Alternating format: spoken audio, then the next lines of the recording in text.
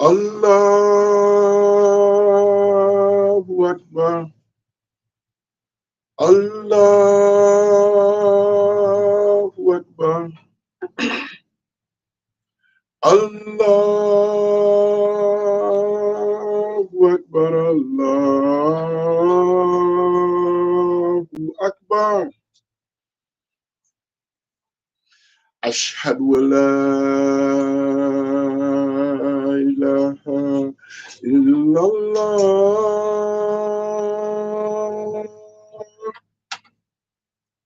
Ashhadu an la ilaha illallah.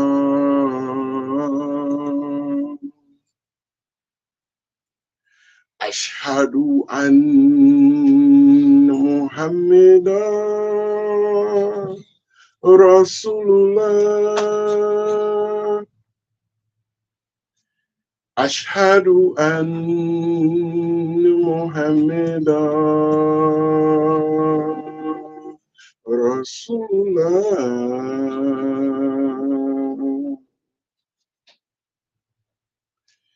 Hayya ala salat. Hayya ala salat.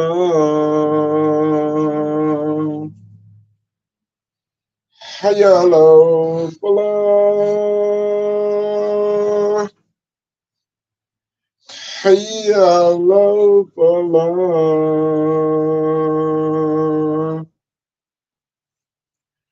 Allahu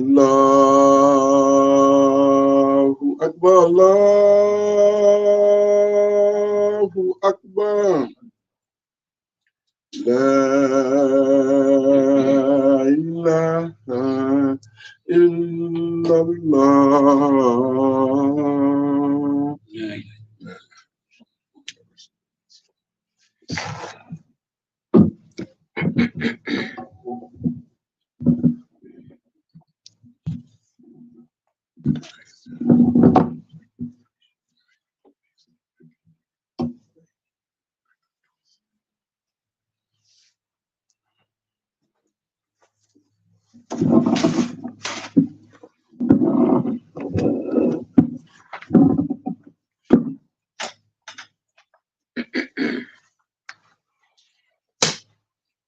إن الحمد لله نحمده ونستعينه ونستغفره ونعوذ بالله من شرور أنفسنا ومن سيئات أستغفر الله. بسم الله الرحمن الرحيم. الحمد لله رب العالمين. أشهد أن لا إله إلا الله وحده لا شريك له وأشهد أن محمدا عبده ورسوله. We thank and praise Almighty Allah for blessing us today, for being a part of this moment in time. We thank Allah for this great day, the great of the assembly that He has ordered all of us as believers to be a part of. We thank Allah for choosing us out of the billions of human beings on the planet for guidance. We know this is a great responsibility because with such a responsibility comes great work. I'm so pleased to be here today because I have allowed, and I take full responsibility, I have allowed my personal routine to keep me away from the community of life a lot. And don't think that there's not a day that goes by that my heart is not always thinking about community life, because this is where we get our growth from. This is where we make our strong connection to Allah from. And I'm so happy to be here today to see all of your faces that I haven't seen in some time. We ask that Allah will guide us and always keep us in spite of ourselves, in spite of our defects, in spite of the shortcomings that we have not been able to conquer thus yet.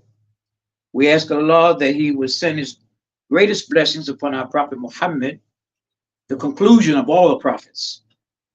We know that everything comes to a conclusion in this world except Allah, and including revelations. We thank Allah for the great Quran, which is the conclusion of revelations. There is no more revelations coming And it is the work of every Muslim, every believer in any era of time to take up the responsibility to correct the environment and bring the environment back to Allah. This is our job. This is our work. We are known to be reformers. Reformers means that something has been formed wrong. And as believers in Allah, it is expected of us not to just feel safe and secure because we have reached a place in our life consciously where we understand the environment better, we understand the world better, we understand the contest of life that we're in between good and evil, and that we are the contestants in this contest. We thank Almighty Allah for blessing us, but we know at the same time, we know that to whom much is given, much is required, and we have to take on the responsibility to be reformers. And that means to look out among family members, look out on co-workers on your job, and be able to see forms, characters, and personalities that have been shaped wrong. And asking Allah for the wisdom and the intelligence in the responsibility that we've been given to reach others and try to bring others under the correct form that Allah created us for. I want to talk to you a little bit today about a surah in the Quran on the word jinn. Jinn. And in the Western language, that word jinn has been hidden in many different ways. We have Gentile, we have gentle men, right? We have many ways that the word jinn, we have even gin in an alcohol. You take away the J, put the G in there, and you got gin. Once you drink it, it puts a heating feeling inside of you, warmth, just like Iblis claimed himself to be, a fire. So this word jinn is hidden in many different ways in the Western world. We have a strip club called Gentlemen's Club, right? And everybody that goes inside that club is under the rule of their jinn, their passions. And jinn only represents the passionate nature in human beings. That's all jinn is. Jinn is not, so I read many materials which said jinn is some creature outside of us that irritates us and causes all kinds of problems. But the jinn is a part of human nature. Allah put that rebellious jinn in our nature to be conquered or to be conquered by it, depending upon how it's dressed with influences. Jinn has to come into the world and become dressed. And you've heard the expression, she's dressed to kill. And many times you just put that on the female that's got a nice dress on or something like that. But environments are named in the feminine. We call America she. We call Russia Mother Russia. And so the female environment has been dressed to kill what? To kill the natural purity, the natural innocence in human beings.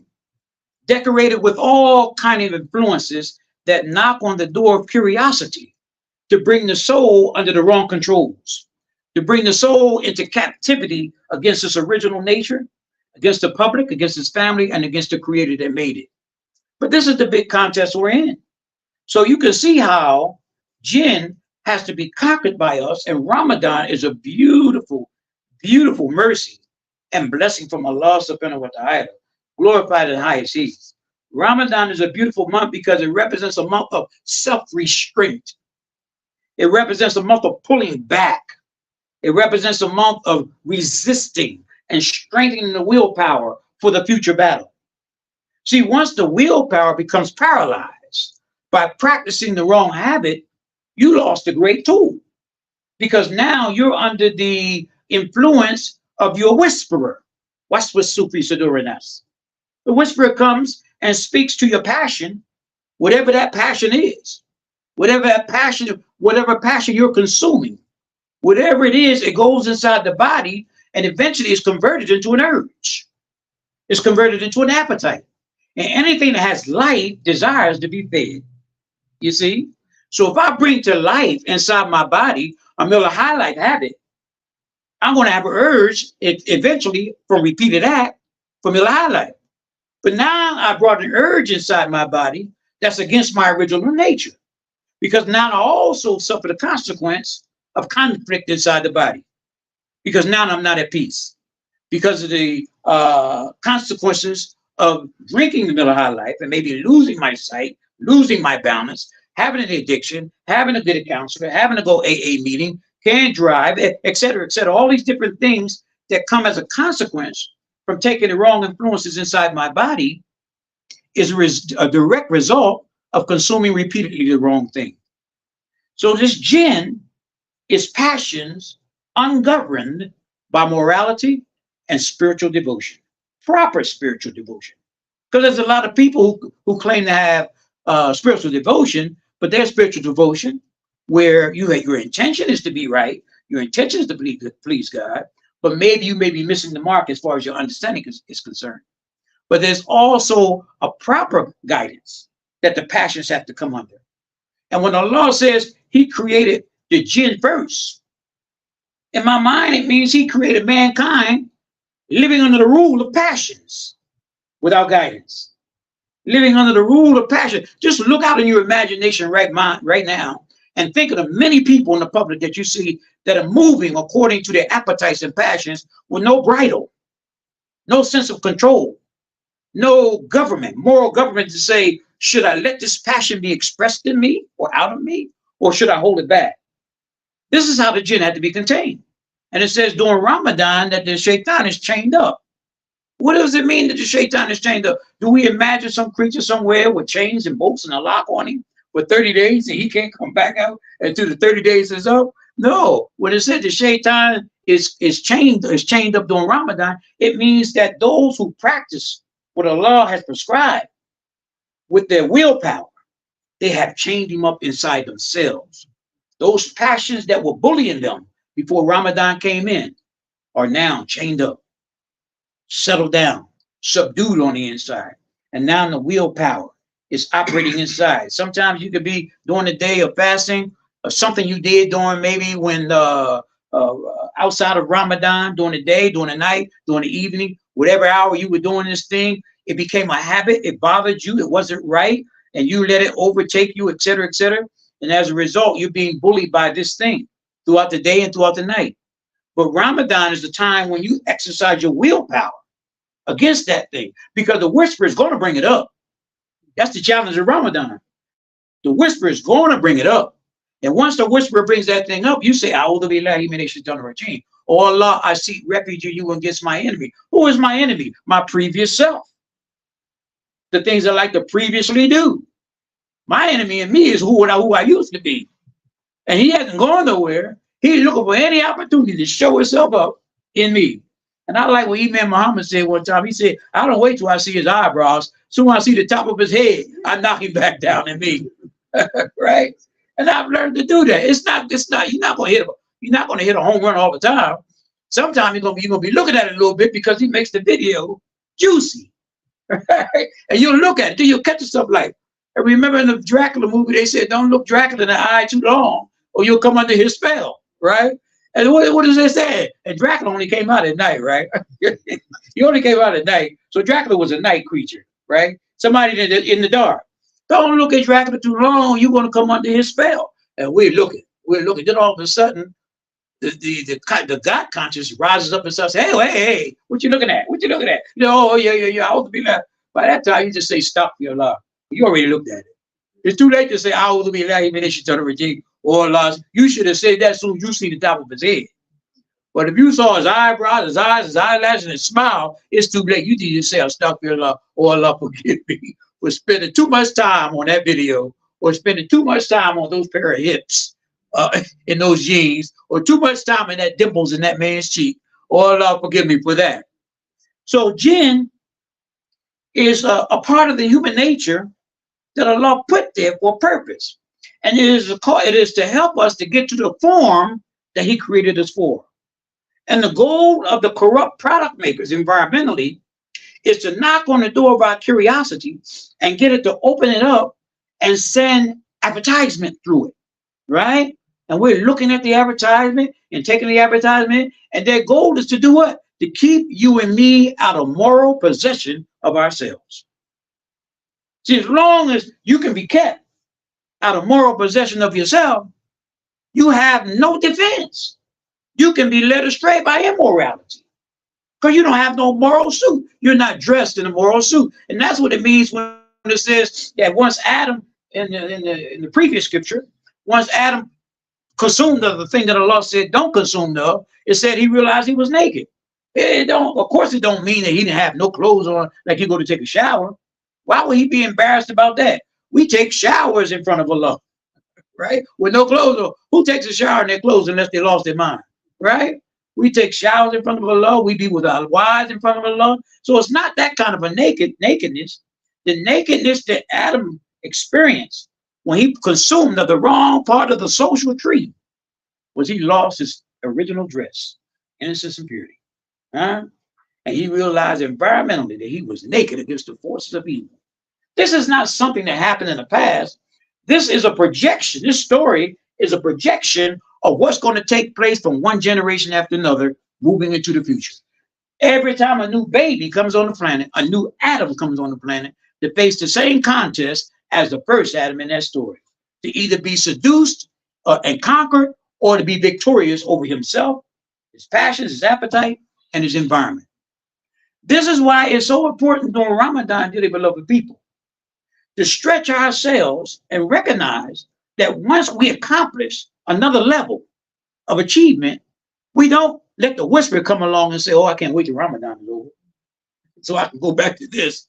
I can't wait till Ramadan is over so I can go smoke another cigar. I can't wait till Ramadan is over so I can look at this or look at that that's forbidden. No, once we achieve that level of ascension, because remember, before Ramadan, you were living on the level of ascension. But if you have not ascended like our prophet ascended in the Mirage, if you have not ascended there and experienced those different levels, you're just on the level, living one Ramadan on a level, accepting that that's as far as I can go. But that's not far as you can go. Allah already said he created 7 inside of us. And maybe you on 2, 3, or 4, wherever you're at. Whatever you are able to purify yourself of and get rid of, wherever you are, we cannot accept to stay on one level, etc., etc. We have to keep ascending. And the only way we ascend is through moral activation, spiritual devotion. Just like we like to feed our physical body, to have a diet for our minds every day. Can't let a day go by without reading the Quran. That's a diet for the mind. And the worst war that you can be in is a war you don't even know you're in. Huh? You're just going to get gas and going to Myers and going to Kroger's and going shopping and don't know there's a war being waged for the control of your internal life. Huh? By the advertisers and the product makers. Anywhere you go, advertisements is all around the conscious mind and all around the human intellect, inviting it to come outside of the disciplines, inviting it to be a lawbreaker of intelligence, a lawbreaker of logic, reasoning, and rational thinking, right? And once you abandon that and get in the habit of abandoning what's up here, the faculty, this is our filter. This is what we process information before we accept it as being real and good for us. Once you abandon that, you put that to sleep. You become like a pinball on the pinball machine, being bounced around by the influences in the environment. Why? Because you don't have a relationship with your faculties and your passions. That's why it's so important, dearly beloved people, to bring the passions under control of the Quran. And this is the jihad. Jihad means struggle, right? Allah created us for struggle. This is a jihad every day. And don't think Allah being the regulator. Allah regulates everything. Anything that is in our face, whether it's lemonade with sugar or lemonade without sugar, Allah put it there. He said, do you think you'll be left alone on merely saying you believe in me and I not test you? I tested those before you, and I'm going to test you also with the loss of loved ones and in death, with the loss of production. You got a high production in your bank account here, and suddenly something happened, boom, it's all the way down here, and your heart is broken. That means your focus and your security was on your bank account and not on Allah. And Allah said, no, you got the wrong perception. You got the wrong focus. You focused on that $100,000, 6-figure in your account, when it should be on me. And Allah says he had the power to turn what looks good into a disappointing look. You see? So no matter what we experience and what we're going through in this world, we have to remember that our focus is to win Allah's acceptance, to win Allah's pleasure, to have Allah pleased with us, to work to bring about the heaven of Allah in our souls, not after death, but in this world. In this world, Allah created the soul to be in heaven. And when a baby first comes into the world, it's coming into the world crawling on fours on the animal plane, just like the animal, running around, driven by curiosity, hunger, passions all over the place. Everything. Like my grandson, I could be laying in bed watching something on TV, and my grandson, he's 3 years old. He'll look at me to see if I'm looking at him. I turn away like I'm not looking. And then he'll stand on the top of the bed, he's a little guy. He'll stand on the top of the bed, and on the dresser, there's a whole lot of different items. He's like this. And I can imagine his mind is like a little robot. Looking all over the dresser to see what can I get off that dresser or what can I ask Papa for, right? And I say to myself, man, this is amazing how Allah brings the human being into the world driven by curiosity, a hunger in his body to know, right? Why is this hunger put there? To know, to consume the right thing that will bring about the right form inside the body.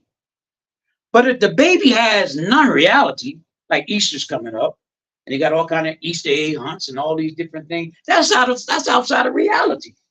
If you got the baby watching things that have nothing to do with common sense language, common sense knowledge, the baby's mind comes here to be dressed with the right understanding and the right perception. It has to know when it leaves your house, it's moving into a place of seduction, a place that's set up by the shaitan's workers to seduce human beings out of their right minds. The prison system is the largest prison system in the world. Over 1 million people locked up who were babies first. Every man on death row was a baby first. Every man doing life without the possibility of parole was a baby first. Every serial killer, every child molester, no matter what condition his internal life was shaped by, he was a baby first. So who's responsible if he turns out to be a serial killer? Who's responsible if he turns out to be a wife beater? Who's responsible if he turns out to be a bank robber? Whoever put the influences in the playpen that shaped him is directly responsible.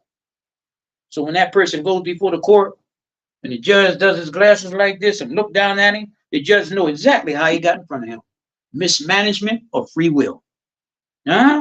Mismanagement of free will. Having no understanding of how to operate on the inside. Everything man makes comes with a manual. Everything man makes comes with instructions. Why? Because you don't want to break it. You paid money for it. You want to break it. You don't get a brand new car and just start pushing buttons. You get the book out because you got an investment here and you want longevity of life with that car. Well, what makes us think the human being, this marvelous creation that we call the human being, doesn't come with a manual, doesn't come with instructions or how to operate, how to be at peace, how to get maximum longevity, good performance, optimum performance out of functioning, et cetera, et cetera. What makes us think? And once we try to operate without a manual, it's like driving a car on a highway and shutting your eyes at 70 miles an hour. You're going to hit something. You're going to run into something. The mind has been created by Allah to come out of sunset into sunrise. And you can't come into sunrise unless you, as a mind, first ask Allah. I was telling somebody this on my job the other day. He was adamant. Kareem, the only way you're going to get to heaven is accept Jesus Christ as being your Lord. He's the only begotten Son of God. So I stopped and I said, what does begotten mean? I was working. I never even looked. I said, what does begotten mean? He looked. He got quiet. I said, well, it sounds like somebody don't know have an answer. So I looked. I saw the puzzle look. I said, begotten. He looked again, looked around. So I said, you have no idea what begotten means. He said, no. I said, how could you devote yourself to something that you don't understand? So then I explained to him, I said, do you have brothers and sisters? He said, no, I'm an only child. I said, then you are your mother's only begotten son. And he caught it. I said, begot, and I pulled out my phone to give him a definition. I said, begot means when a man and a woman gets together in union, sexually within the course, from that can come a new existence. And that child is a begotten child. So I said, hey, I said, before you go out and try to invite somebody to whatever you believe, I'm not trying to tell you how to believe, have an understanding. I said, the Bible says, above all thy getting, get an understanding. You're right. And he quiet. He said, yeah, you're right. You're right. I didn't know what begotten me. But he was passionate about God. Jesus Christ is the only begotten Son of God. So what does this tell us, though? This tells us that if Allah gave us 100% watts of lights, and some people had 30 watts, 40 watts, 50 watts, Allah is most merciful. If you got 100 watts, you have to be so compassionate about the ones who are misunderstanding this and find strategies and ways to reach their thinking. Not in a disrespectful way where you're shooting down their whole belief system and they ready to cry and tears and puppy and all that kind of stuff. But just like I did, I said, well, what does begotten mean? And I challenged him, well, I don't know. Then why are you devoted to it? And I guess he wanted to say, I don't know again. Right? But here's what I want to leave you with, dearly beloved people, today. Conquering our Jinn is a good opportunity during Ramadan. Conquering our passions. Some of us come into Ramadan with Miller High Life habit. You know, we think, oh, Allah knows my heart. We drink a Miller High Life at hard days of work. Some of us have cigarette habits, all these different things that are destructive to the human being.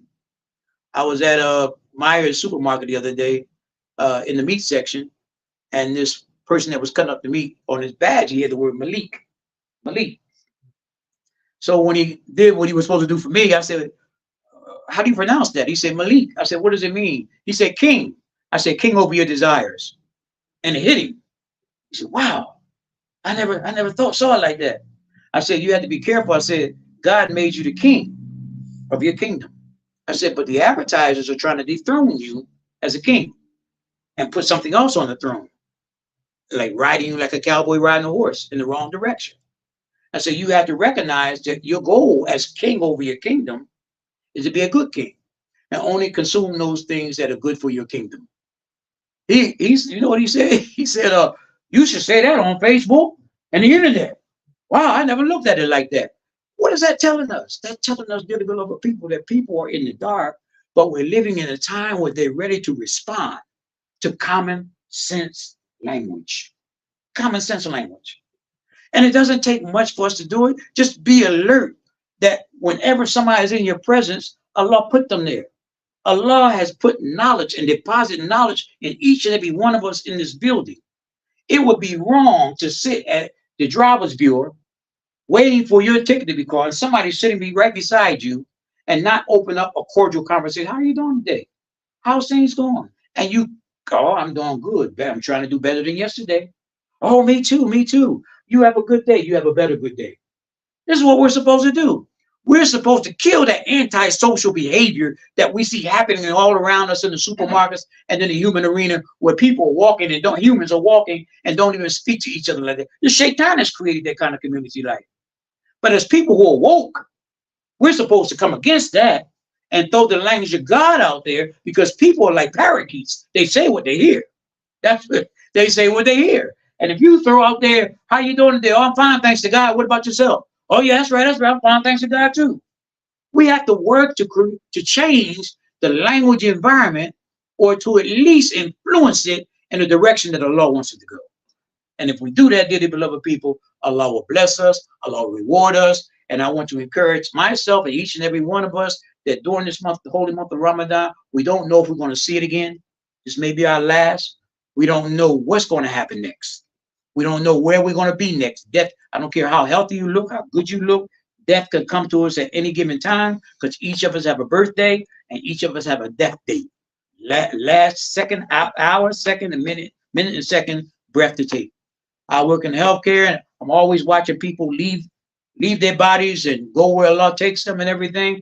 And I miss it most of the time, but I try to catch the last breath. but I miss it many times. And I say to myself when I see them, I say, mine is coming up. And I see a lot of them in the throes of death. I mean, agonizingly. Oh, if they didn't call out God's name in their life, they did then. Oh God, why so much pain? Why so much pain?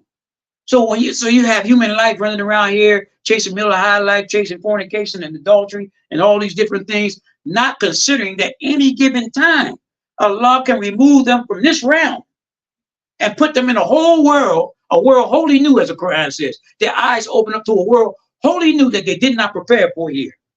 This is a place of purification. This is a place where we clean up.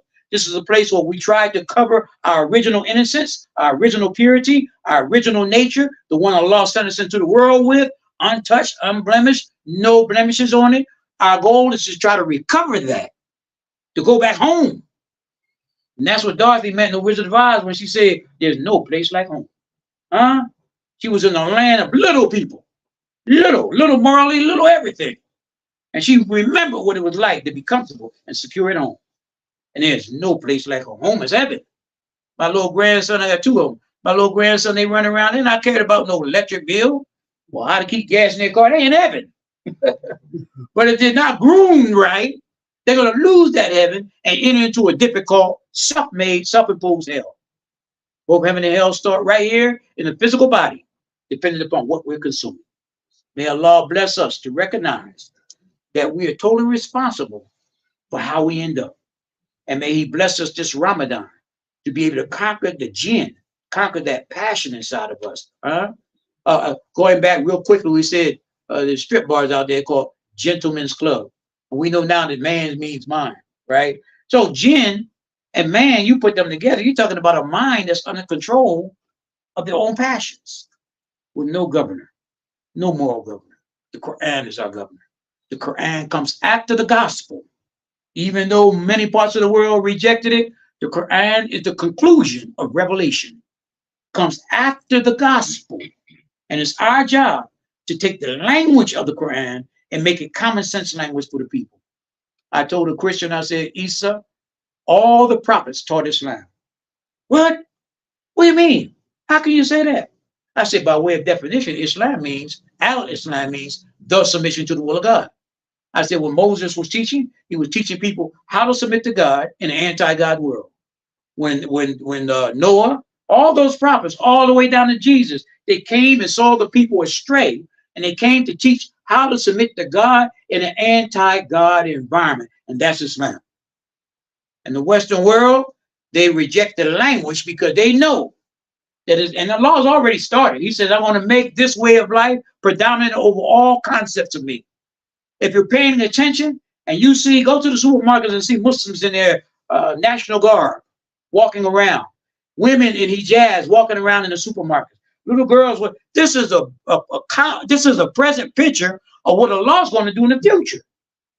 It's going to take time. We may not see it, probably won't see it. I'm almost 100 years old. We probably won't see it, but it's going to take time.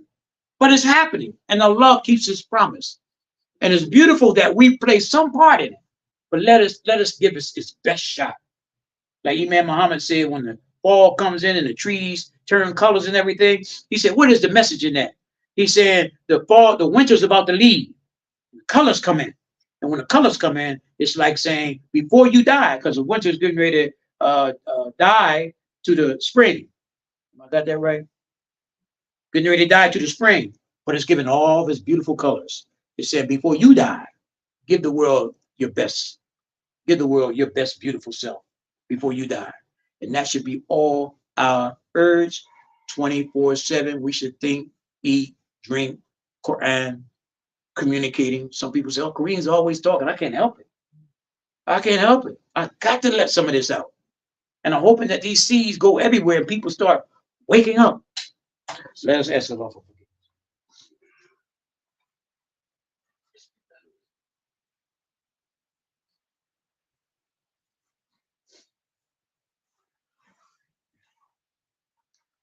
I want to leave, dearly beloved people, Bismillah ar-Rahman ar-Rahim, Alhamdulillahi Rabbil Alameen. I want to leave with this thought. It comes from the story of Sodom and Gomorrah. And I'm sharing this because this has been one of my greatest jihads throughout my 40-something years of striving to recover my original nature as a Muslim. In that story, when I was coming up and they told you a story, they say the moral of the story is, right, the point being made, right? In that story, to make it short and simple, when they came out, they were told not to look back. And it said the woman looked back and she turned into a pillar of salt. Now we know rationally that human beings don't go from blood flow to organs and breathing and lungs and all that, and suddenly they stuck as a pillar of salt. So of course that needs interpretation. Salt is a bitter thing. I remember when I was coming up, if somebody upset you, you said, man, I was pretty salty at you last night. I was pretty salty. I was salty at what you said. You're saying I was bitter. So what is the moral of that story? That when Allah brings you out of a difficult situation, don't look back with bitterness about what you went through to get to your delivery. Because you won't be able to enjoy your delivery if you keep looking back salty at what you had to go through to get to deliverance. You see? And you can turn into a pillar of salt where you can't be productive in your new now, in your new freedom. All the shackles from who you used to be are gone. And you don't feel the urge of those things on you anymore. You say, oh, wow, But don't allow the whisper. And what he said, what did the whisper say? What did the jinn say? I will come down from behind. Huh? I'll remind them of shameful stuff that will make it so difficult for them to be at peace with themselves. Even when they make the salat, it will be hard for them to focus on you. I'll remind them when they did this. I'll remind them when they did that. I'll have them questioning you about why you let it happen. And when tragedy goes on in the world, I'll put that person in a mindset where they say, how come God let that happen? How come God let that happen? May Allah put all of us among those people who don't question his decree. Huh? Whatever Allah decides, he's Allahu Alam, the best knower and the best planner. And he cannot be questioned, except if you're curious to know some new information. But if he let, like Abraham did, how do you bring life? How do you bring the dead to life? He was curious. But I'm talking about that question, oh, Allah, why you let those 5 kids get burned up in the fire? That's mismanagement of free will. Allah gave him free will. And Allah, sometimes, no, matter of fact, all the time, Allah puts life on the planet, he's already decreed the death. So a baby coming into the world don't mean they're going to reach senior citizen life. They may reach 2 or 3 years here and be a part of a big point that slaps the consciousness, the social consciousness of the people who form this thing that we call society. You see? Yeah. So Allah is the best planner. Allah is the best knower. He cannot be questioned about why he lets things happen. And we are sometimes just to look at it and say, Allah knows best. And that's faith. That's trust completely in Allah. Alhamdulillah. Ikama inshallah. Allahu Akbar, Allahu Akbar, Allahu Akbar, Allahu Akbar. Ashhadu an la ilaha illallah, ashhadu anna Muhammadar Rasulullah. Hayya ala salat, hayya ala salat, hayya ala falah, hayya ala falah. Qad qamat as-salat, qad qamat as-salat. Allahu Akbar, Allahu Akbar. La ilaha illallah. Shoulder to shoulder, foot to foot, leave no gaps.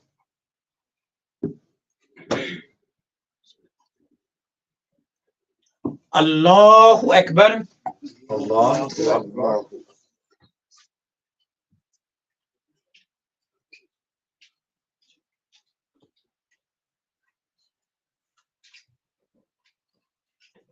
Alhamdulillah. Rabbil Alameen. Ar-Rahman Ar-Rahim. Maliki Yawmiddin. Iyyaka na'budu wa iyyaka nasta'in. Ihdina as-siratal mustaqim. Siratal ladhina an'amta 'alayhim. غير المغضوب عليهم وللضالين.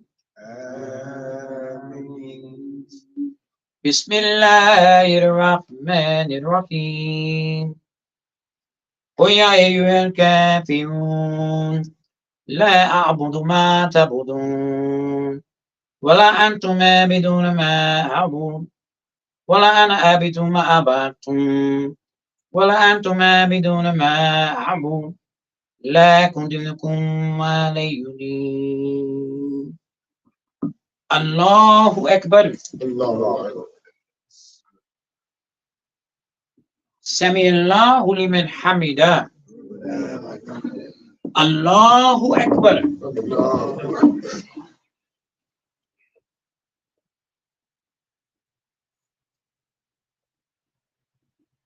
الله أكبر. الله أكبر. الله أكبر. الله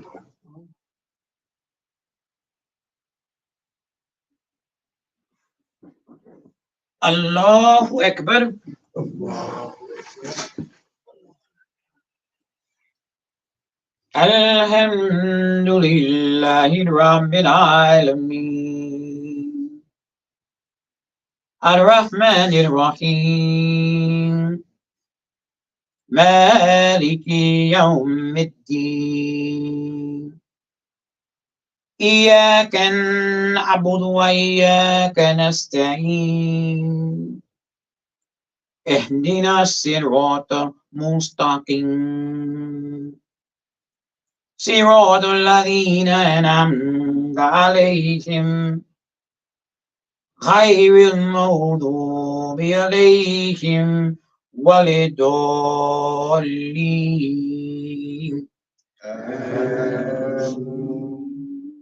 بسم الله الرحمن الرحيم. قل أعوذ برب الناس مالك الناس إله الناس من شر الوسواس الخناس الذي يوسوس في صدور الناس من الجنة والناس. الله أكبر. الله أكبر. سمع الله لمن حمده. الله أكبر.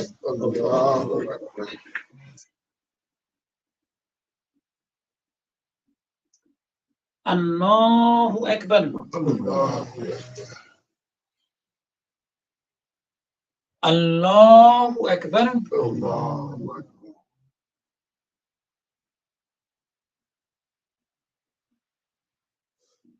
الله أكبر. الله أكبر.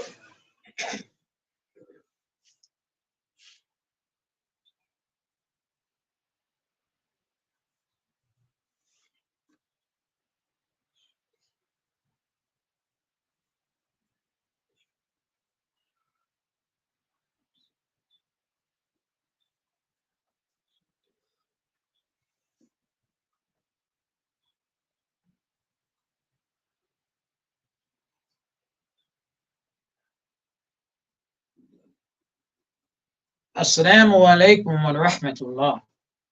السلام عليكم ورحمة الله. السلام عليكم ورحمة الله. السلام عليكم ورحمة الله. الفاتحة. بسم الله الرحمن الرحيم. الحمد لله رب العالمين الرحمن الرحيم مالك يوم الدين إياك نعبد وإياك نستعين اهدنا الصراط المستقيم صراط الذين أنعمت عليهم غير المغضوب عليهم ولا الضالين. آمين. تكبير. الله أكبر. تكبير. الله أكبر. تكبير. الله أكبر.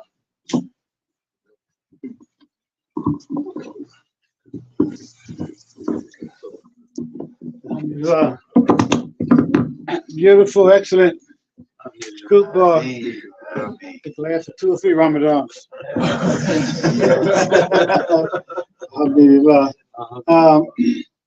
Few announcements. Tomorrow's iftar, and I had a misunderstanding.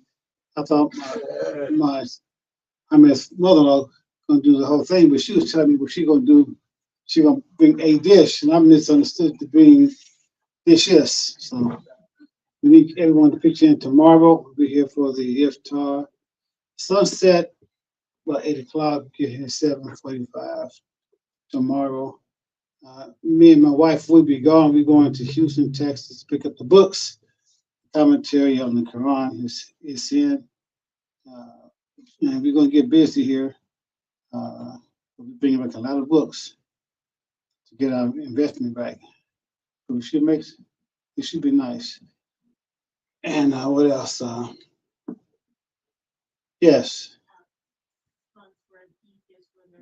we need money for the e-gifts, for the children's gifts, and also pays to cut the fixture early before the month's over. We'll come in on the E-Day because it messes up my day and messes up the people who are going to receive it. We want to be able to have that done in advance. What else? Join us in the morning for Quran reading. It's going very good again, alhamdulillah. We come on at 7:30. And we have people coming in for 3 or 4 or 5 states now. They can call in and it won't be the section until we're done. And then for those who can stay, we have commentary and reflection on our reading. And it's been going, this is how many years? It was before COVID, right? When we started? Yeah. Before COVID. And I got to tell the way it started because I think it's nice. It was me, Mustafa, and Kareem, his daughter. And we got ready to quit. And I'm like, I said, we can't quit.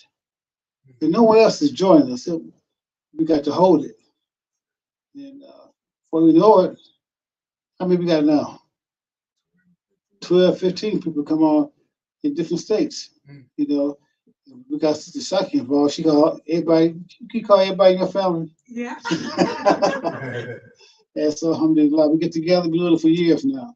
It's easier that way for reading because a lot of times by yourself, you know, I mean, nod off, wake up, where am I at, you know. I still not off sometimes. Right. Yeah. But I have support. Yeah, she brought me, yeah. More than once. But alhamdulillah. But it's really, but it is the community life that really is special. We're reading together. Alhamdulillah. So, but anyway, we're leaving tomorrow. We're going to Houston, get the books, bring them back. So you're going to be at the iftar? I'll be there in spirit. I'm going to be there in person. Yes, sir. So you go home. You got my spot. You got me covered. Yeah, I'll probably bring some. See now, he ain't there about that. He ain't there about that damn believer. He gonna bring something. What a salad? A salad. That's all right. Freeze me a bit, all right. Say yes to go. No weekend school, but we are having a staff come in. No weekend school. Butler University back with their third group of students, and they really love Nur-Allah. Brothers, we need security, so we just want to give them their orientation tour to our building, to our school. And they come help us kind of clean up and things like that. Okay, what time? They will be here at 10:30. Yeah. I should be around too. Great. That's important to keep this security right for the community. And that's on us as brothers. It's on everybody because we all have eyes and ears, but for brothers to really be on point. Before something happened, any more announcements? You got an announcement to make? Hey, go. Your sister Shaki get to eat gifts for the children before the Sukkot the Fitr. We come to the community here. Yeah, but yeah, come up with you to. I'm going to give an update on Epple Sadiq.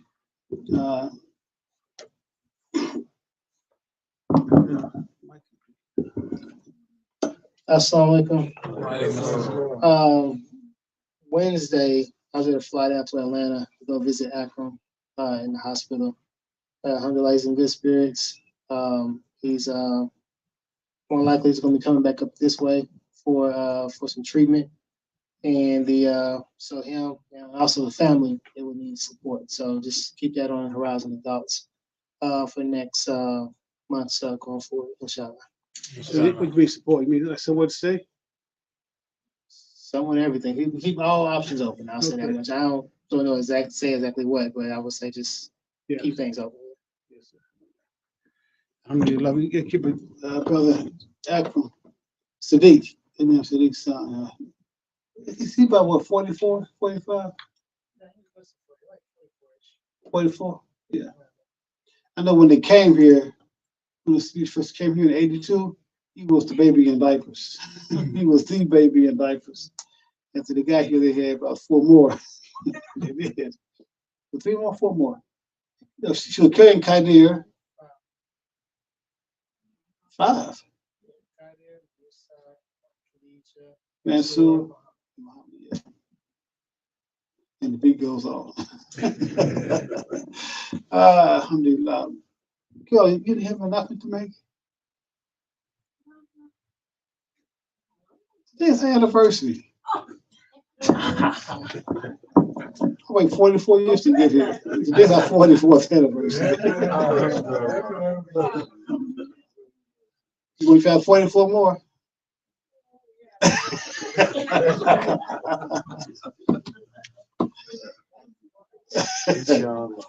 You can't count my dues. Huh?